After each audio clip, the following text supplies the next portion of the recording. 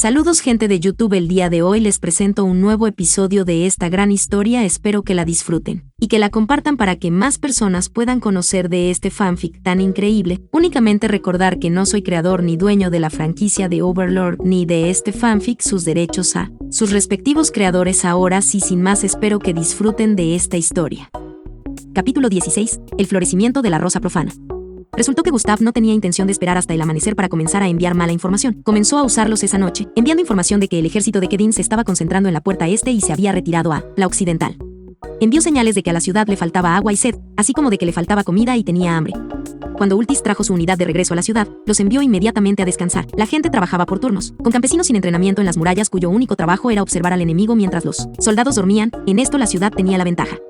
Sus soldados solo tenían que luchar, mientras que tenían miles de ciudadanos que podían ocuparse de cada tarea, desde hervir agua hasta preparar la comida, ninguna de las cuales era realmente corta. Los soldados dormían en las paredes o en el suelo pegado a ellas. Esta fue la escena que vio Cersei mientras se movía por la ciudad, lejos de inquietarse por su aspecto ensangrentado mientras se movía de soldado en soldado, ofreciendo palabras de aliento o visitando a los heridos. Su cuerpo ensangrentado era un espectáculo inspirador.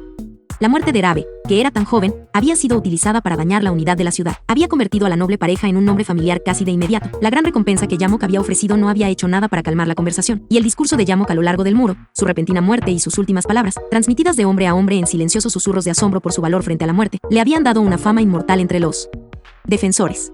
El tiempo de Cersei visitando a los soldados que habían sido heridos, sin distinguir entre justicia negra y seguidor de la antigua religión.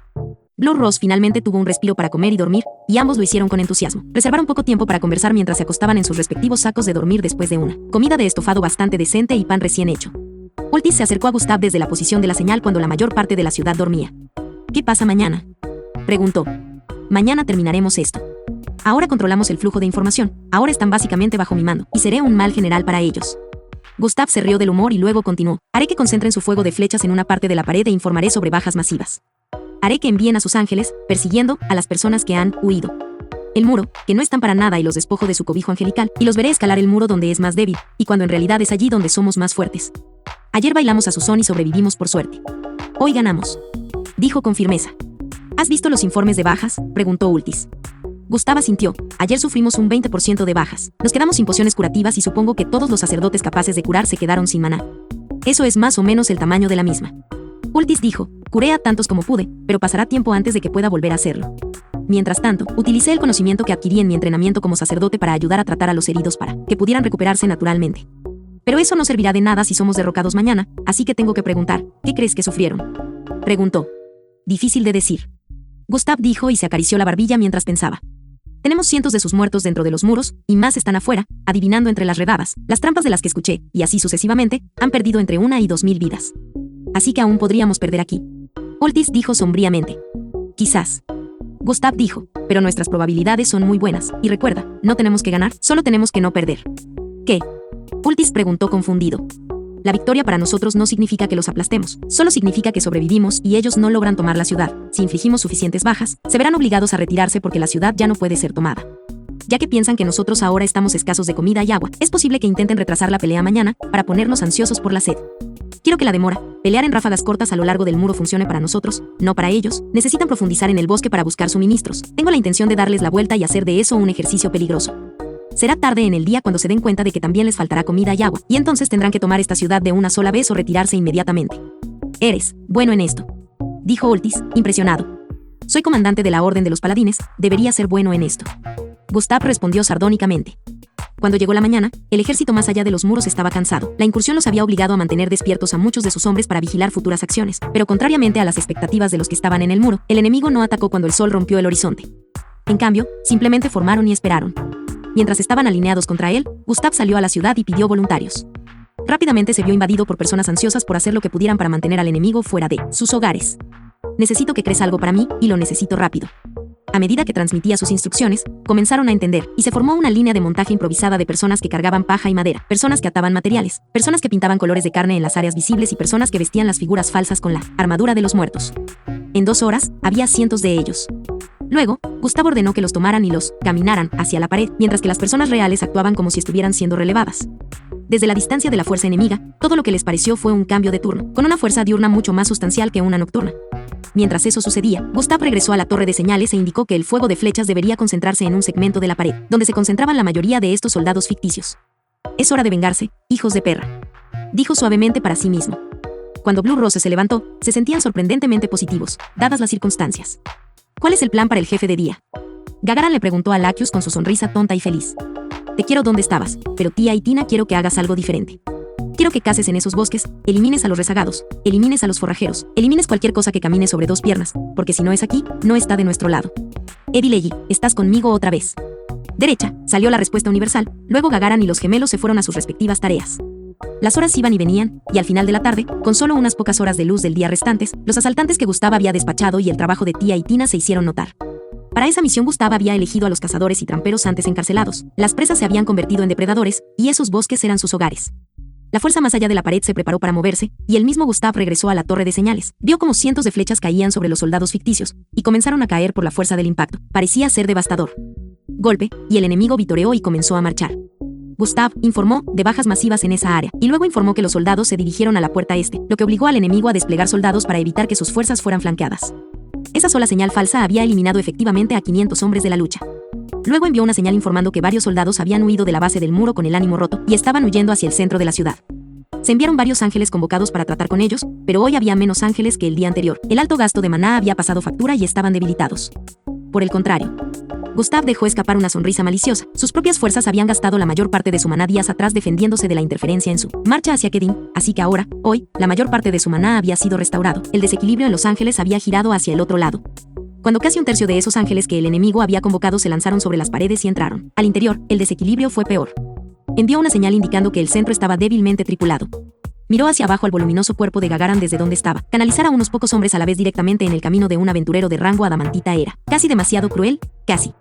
Las flechas continuaron cayendo hasta que quedaron muy pocos maniquíes, y en las tácticas estándar de asedio de los paladines, se apresuraron con escaleras para subir en ambos lugares.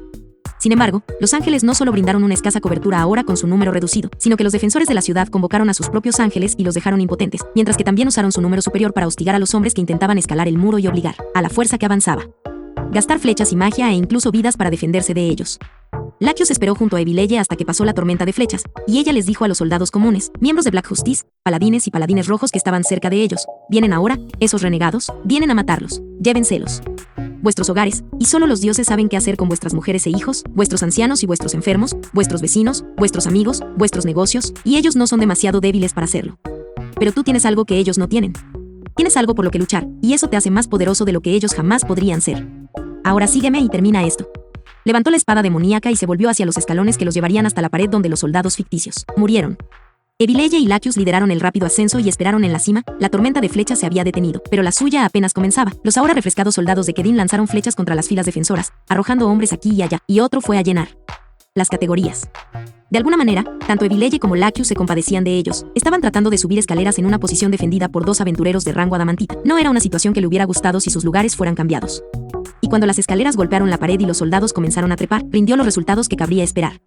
La espada demoníaca atravesó la armadura como tijeras a través del papel, y Evileggi parecía estar jugando con vidas como un gato con un ratón herido. Usó la gravedad inversa en un grupo que llevaba una escalera, elevándolos varias veces por encima de la pared. Luego canceló el hechizo y los dejó caer sobre sus camaradas, matando a los que cayeron e hiriendo a los que los atraparon. Su disparo de fragmento cortó a través de las extremidades y su daga de cristal mató a 20 hombres cortándoles la cabeza antes de que se gastara la energía en ella. Su salpicadura de ácido golpeó una escalera y sus portadores enviaron a los hombres gritando de rodillas, agarrando extremidades que se derritieron ante sus ojos, e incidentalmente arruinó las escaleras, manteniendo a los ilesos en el suelo y reduciendo la presión sobre los defensores de la pared.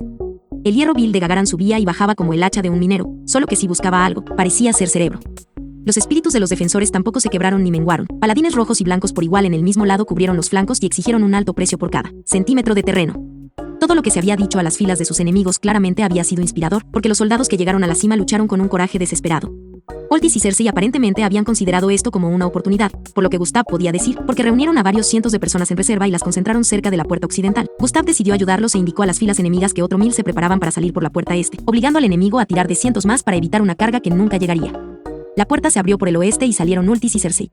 Gustav se imaginó distraídamente quienquiera que fuera el comandante allí, preguntándose por qué nadie había señalado la salida de otra columna, y concluyendo demasiado tarde que su sistema había sido comprometido.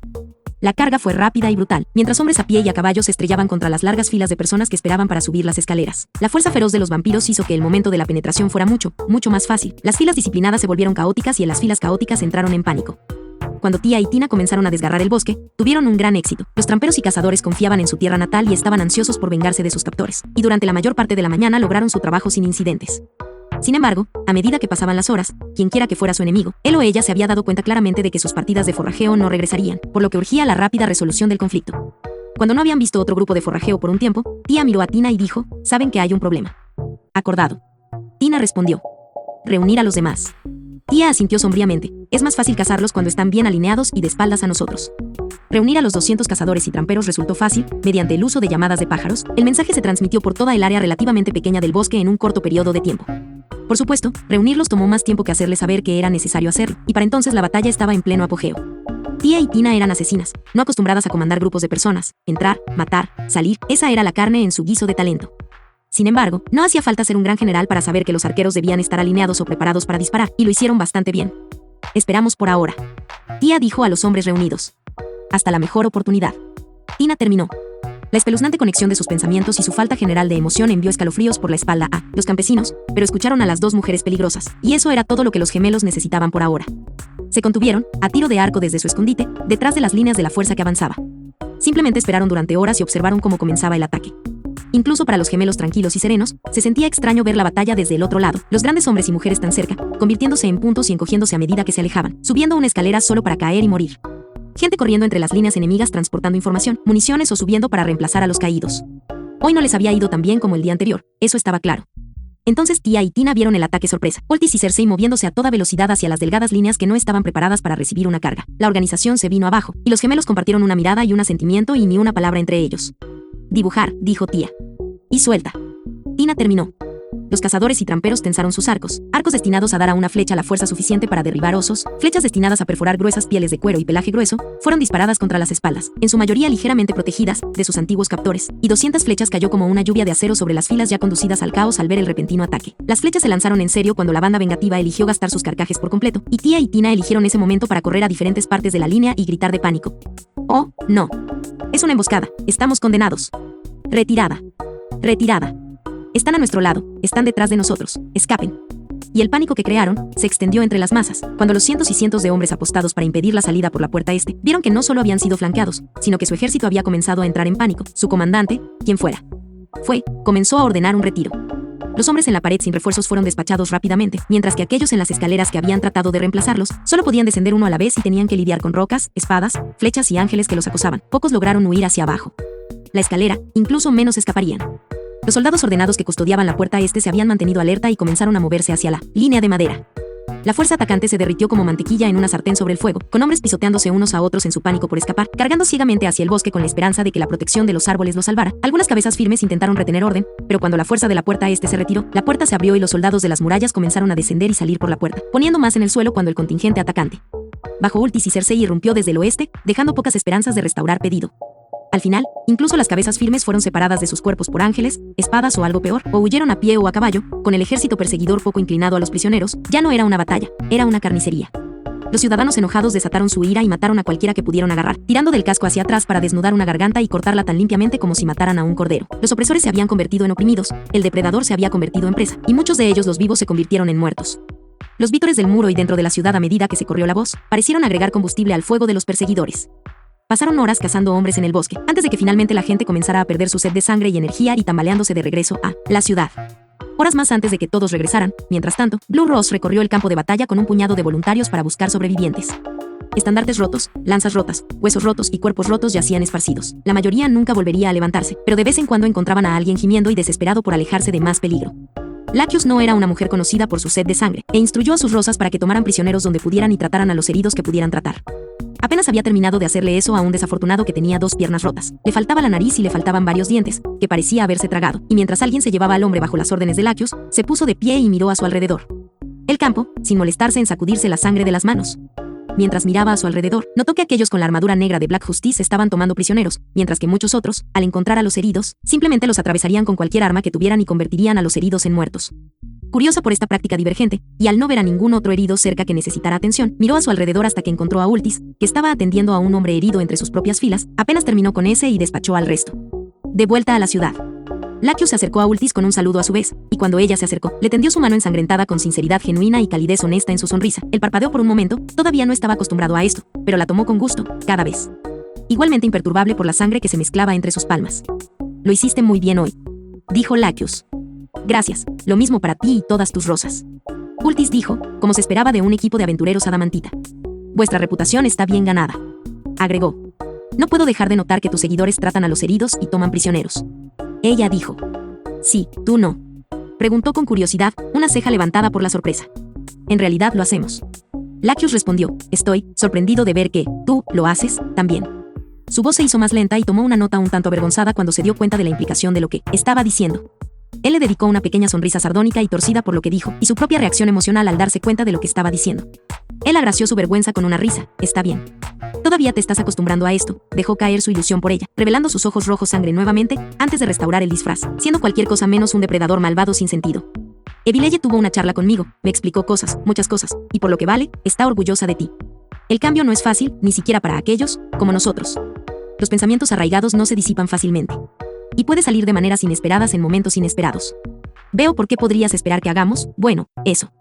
Dijo y señaló a un campesino que atravesaba con una espada la garganta de un paladín, asegurándose de que el hombre que parecía muerto, estaba muerto. Lacus parpadeó. Ella no sabía de ninguna nación que fuera requerida para tomar prisioneros. ¿Por qué? Preguntó con una voz llena de sorpresa. Cuando me estaba entrenando para ser sacerdote, el rey hechicero nos dijo que la victoria final no es ganar una batalla o incluso una guerra, sino ganar sin pelear, hacer que la gente se alegre de que eres quien eres y que estás donde estás. Son, hacer que incluso tus enemigos se arrepientan de haberse opuesto a ti y vengan a su vez a apoyarte, convirtiendo los obstáculos en activos. Dijo que destruyes a tus enemigos, cuando los haces tus amigos. Lacus solo pudo parpadear y seguir escuchando mientras se olvidaba. Dijo que cuando teníamos que luchar, si tratamos a los heridos de nuestros enemigos como lo haríamos con nuestros hermanos y hermanas, obtenemos victorias morales que borran la enemistad, que es el objetivo final de la guerra, el logro de la paz al terminar con la enemistad. La guerra tradicional dice hacerlo solo matando a nuestros enemigos, pero dice ganar enemigos a la amistad. Cuando un hombre ha perdido la lucha, que más se gana que otro cadáver matando, ya sobran cadáveres sin hacer más deliberadamente. Él dice que ese es el camino de la realeza. Eso es lo que significa estar por encima de los demás. Entonces aceptamos rendiciones, tratamos a los heridos y prohibimos abusos a los vencidos como la esclavitud y la violación, que son delitos que él no reconoce. Perdonar además. También mencionó prácticamente que las personas que saben que quedarán vivas e ilesas si se rinden, no están inclinados a luchar hasta la muerte, dijo Ultis en voz baja, como si estuviera predicando ante sus seguidores, terminando su última declaración con una sonrisa irónica. Lacus se quedó estupefacto. Sabía que las tradiciones de la guerra eran tomar prisioneros, aceptar rendiciones, tratar a los heridos. Pero nunca había oído hablar de ninguna nación que lo obligara por ley, y aquí era parte de la religión, lo que asumió significaba que también era su política nacional y sus leyes.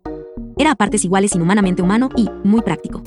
Un incómodo sentimiento de respeto comenzó a crecer en sus entrañas por el rey no muerto.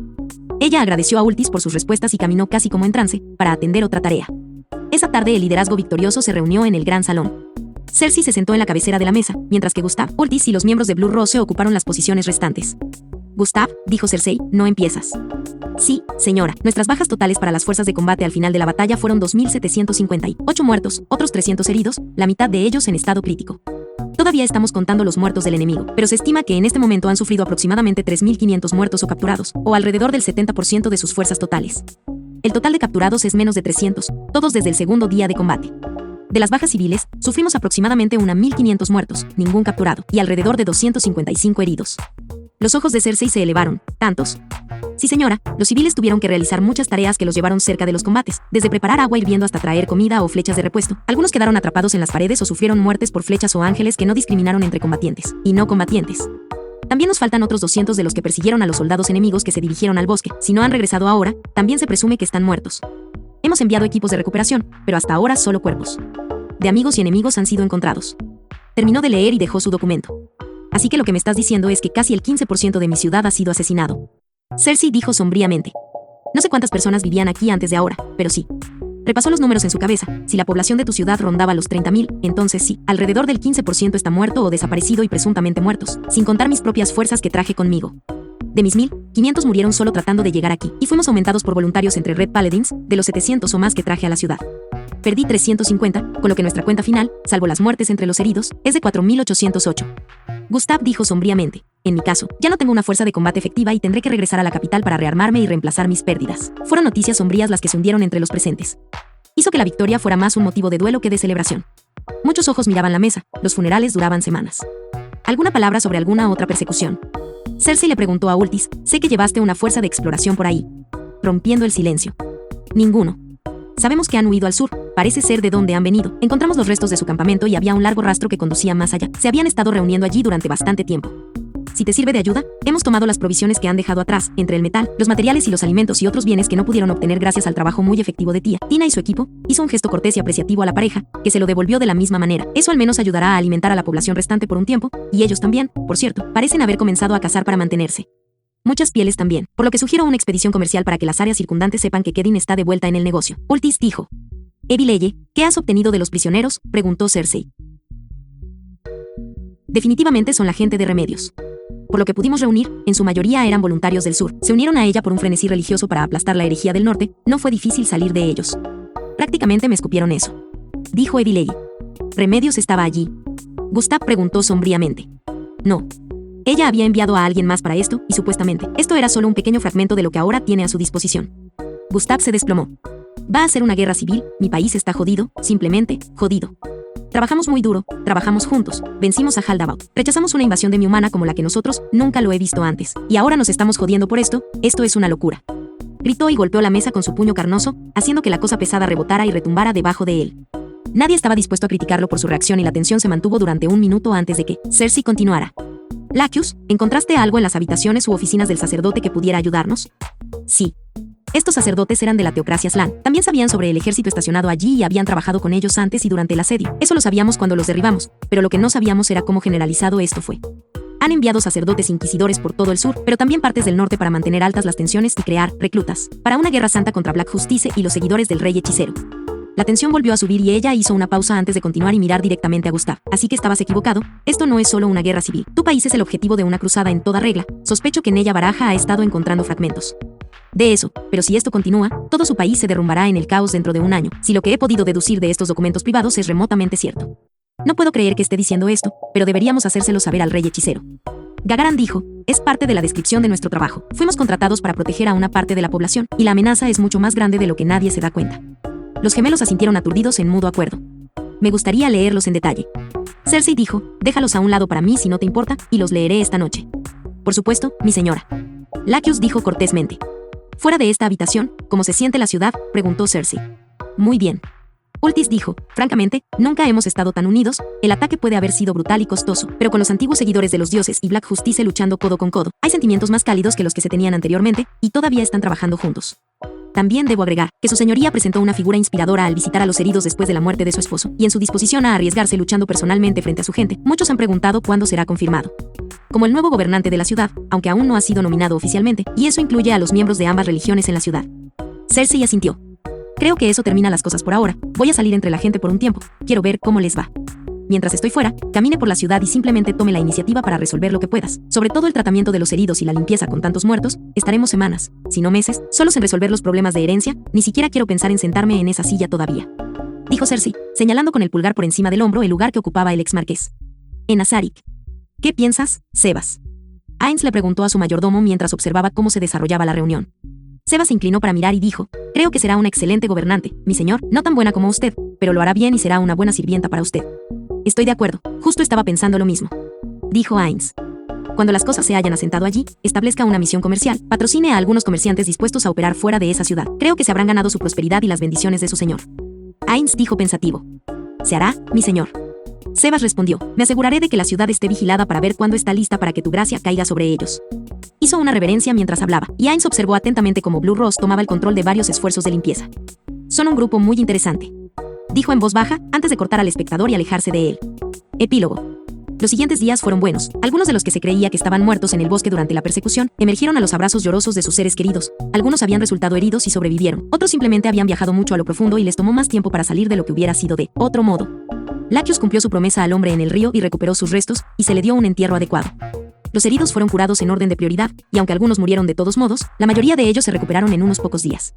La limpieza de la ciudad fue un esfuerzo de la comunidad. Fregar los resultados de los intestinos sueltos que se habían abierto por el terror o al final de la vida había sido un asunto especialmente maloliente, pero peor era la sangre, que parecía negarse a salir de la piedra, hasta que Cersei ordenó que simplemente se dejara donde estaba, para secar y teñir la piedra como un recordatorio eterno, que cuando llegó el momento de luchar o huir, en vida de ella, eligieron mantener el muro.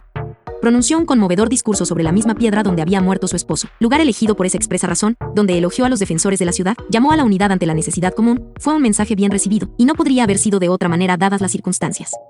Los muertos fueron enterrados juntos, y como el único sacerdote disponible era Ultis, se vio llamado a realizar ceremonias para muchos otros además de su congregación, un servicio que brindó sin cargo y que tomó con gran pasión como un servicio final a los muertos. Su esposa, durante un tiempo, se hizo cargo de las tareas de consejería para los afligidos y demostró tener talento para ello debido a su genuina calidez. Después de todo, a los sacerdotes fallecidos no se les dio una tapadera noble, al enterarse de que en realidad no eran traidores, ya que no puedes traicionar a lo que nunca fuiste leal en primer lugar, sino que eran agentes de la teocracia Slan, enviados ondas de choque a través de la ciudad, y se hicieron copias de todos los documentos relevantes, y se enviaron a cada taberna y cada pregonero y cada espacio público y medio, y las ondas de choque se convirtieron en indignación, y se convirtió en un periodo de humildad para los seguidores de los 4 dioses, para saber que aquellos en quienes confiaban como guía los habían usado como una herramienta política, listos para desecharlos para exterminar a un grupo percibido como un enemigo religioso. Entonces, los miembros de Black Justice dejaron de ser parias para la población en general, que comenzó a escuchar a Ultis y a los demás, y a verlos como los vecinos deberían verse unos a otros. Como vecinos. La división entre familias sobre si adorar a los 4 o al uno como quinto no desapareció, como habría ocurrido si se tratara de un cuento para niños, pero se formó el entramado de un puente que consiguió que la gente hablando, y para muchos, eso fue suficiente. Los templos quedaron vacíos de sacerdotes oficiales, y tal fue la vergüenza permanente que los seguidores de los 4 dioses habían albergado en sus templos a las personas que trabajaron para el derrocamiento de la ciudad, que no se enviaron solicitudes de reemplazo. En cambio, unos pocos líderes surgieron de esas congregaciones que comenzaron a decir lo que pensaban, dando sermones y orientaciones de su propia creación, independientemente de los sacerdotes de la fe tradicional, pero sin abandonarla por completo tampoco. La carta que llegó confirmando a Yamok al liderazgo de la ciudad llegó una semana después, mientras que Cersei ya había tenido el control de facto sobre la administración de los asuntos de la ciudad. Se consideró que le había traspasado el puesto ahora que su esposo había fallecido antes. Podría asumir oficialmente el cargo. Rabe y Yamok fueron enterrados uno al lado del otro en la plaza central de la ciudad el mismo día en que la viscondesa Cersei se convirtió en gobernante oficial de la ciudad. No fue un día en el que se deleitó, como lo fue para la mayoría de los demás que alcanzaron el pináculo del gobierno dentro de su reino. Incluso sus ciudadanos tuvieron la gracia de moderar su felicidad por su ascendencia con simpatía por su pérdida. Ascendida o no, lloró a su hija y a su esposo, y se consoló con Ultis, quien se convirtió en un importante consejero, uno que se había ganado cierta confianza por parte de aquellos que habían luchado a su lado, o lo habían visto luchar por ellos. Ultis se dedicó a predicar abiertamente en la plaza, hablando de las virtudes de la fuerza y la obligación con su ciudad a través de su Dios, y mezcló su mensaje con uno de orgullo incansable de la ciudad en la defensa compartida de los hogares de los demás. Y esto resultó extremadamente motivador. A los que le siguieron y a los que no. Cersei cambió el estandarte de su ciudad para mostrar una representación de la ciudad rodeada por un muro, con el lema, sosteniendo el muro, y su escudo personal se modificó para incluir un muro salpicado de sangre con el mismo patrón que cayó de las heridas de su esposo. Sobre la piedra, y el lema de su familia sería para siempre, sostén la pared o muere en ella. El estandarte de la ciudad se hizo muy popular entre la población, y aquellos capaces de coser encontraron muy popular la demanda de unos que pudieran colgarse de puertas y ventanas, y en unas pocas semanas, apenas había una casa que no luciera con orgullo el símbolo de la ciudad. Incluso se pintó en los uniformes de Black Justice, lo que mejoró aún más su imagen pública, y el entrenamiento de combate se amplió a aquellos fuera de la fe como una cuestión de necesidad de la ciudad, creando un terreno común que unió a ambos lados, formando nuevas amistades a través de experiencias compartidas. Cuando se llevaron a Alira de Kedin, la ciudad donde había vivido Rabe, cayó cada vez más en la locura, y su tiempo de ser funcionalmente sana siguió siendo cada vez más breve, hasta que un día nunca volvió, cayó en pedazos de piel. Risas locas y balbuceos sobre cómo esperaba que su hija volviera a casa pronto, olvidando que Rabe había muerto, lo que para ella podría haber sido una bendición olvidar, hasta que finalmente un sacerdote que vio su declive, quien vio su evidente sufrimiento y dolor mientras su propia mente la torturaba, se compadeció de ella. Después de lo cual mezcló una poción de cicuta y leche de amapola, y la ayudó a beberla diciendo, toma, bebe esto, y podrás ir a ver a Rabe nuevamente. Con su voz más suave y suave, ella bebió, y pronto cayó sin fuerza sobre la estera sucia y sucia que le habían dado. Y miró por encima de ella, logró levantar los brazos y susurrar, ah, ahí estás Rabe, te he estado esperando, no esperes más ahora, ven con mami. Y ella los ojos, una vez muy abiertos y locos, se volvieron claros y gentiles, luego se cerraron, sus brazos cayeron y se durmió para siempre. El sacerdote que se compadeció de ella pagó su entierro para que no la arrojaran a un pozo, y de vez en cuando se detenía y rezaba por la niña, compadeciéndose de que una madre alguna vez perdiera a su hija, y pensando que no era de extrañar que ella se marchara. Loco. Gustav permaneció en la ciudad unos días más, permitiendo que su grupo sobreviviente descansara y se relajara, y ayudando con consejos para Cersei sobre cómo reorganizar su ejército y, por supuesto, cambiando algunas asignaciones que se hicieron a través de la venta de oficinas, aunque ella recompró los cargos de quienes no eran aptos para ellos, siguiendo su consejo, en lugar de simplemente despedirlos, dándoles una pequeña ganancia y minimizando el antagonismo y el personalmente. Investigó a quienes habían comprado puestos de seguridad o militares, asegurándose de que esos que estaban confirmados en sus trabajos eran aptos para ellos, y velaba por la expulsión de los que no lo eran, pero en una semana había recompensado a sus hombres y contribuido lo suficiente para que Cersei se sintiera cómodo al salir de la ciudad, y comenzó la larga marcha. De vuelta al Capitolio, perdiendo a los paladines rojos voluntarios de regreso a sus templos y patrullas en el camino, prometiéndole que si Cersei necesitaba su consejo, siempre podría sentirse libre de escribirle. Blue Ross pasó tiempo patrullando el bosque y buscando rezagados entre el enemigo, pero dondequiera que hubieran ido, no estaban cerca de Kedin, y todo el equipo dudaba que quisieran volver a ver la ciudad alguna vez.